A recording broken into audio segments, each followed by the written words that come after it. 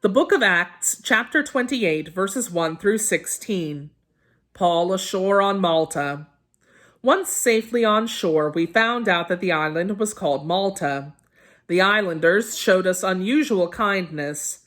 They built a fire and welcomed us all because it was raining and cold.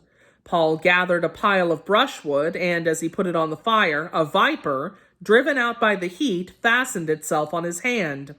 When the islanders saw the snake hanging from his hand, they said to each other, "This man must be a murderer, for though he escaped from the sea, the goddess Justice has not allowed him to live."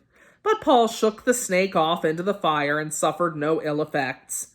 The people expected him to swell up or suddenly fall dead, but after waiting a long time and seeing nothing unusual happen to him, they changed their minds and said he was a god.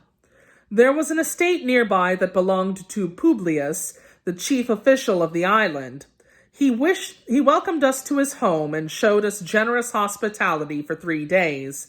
His father was sick in bed, suffering from fever and dysentery. Paul went in to see him and after prayer placed his hands on him and healed him. When this had happened, the rest of the sick on the island came and were cured. They honored us in many ways, and when we were ready to sail, they furnished us with the supplies we needed. Paul's arrival at Rome. After 3 months, we put out to sea in a ship that had wintered on the island. It was an Alexandrian ship with the figurehead of the twin gods Castor and Pollux. We put in at Syracuse and stayed there 3 days. From there, we set sail and arrived at Rhegium. The next day, the south wind came up, and on the following day we reached Puteoli. There we found some brothers and sisters who invited us to spend a week with them. And so we came to Rome. The brothers and sisters there had heard that we were coming, and they traveled as far as the Forum of Appius and the 3 taverns to meet us.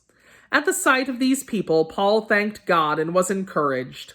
When we got to Rome, Paul was allowed to live by himself with a soldier to guard him. The word of the Lord.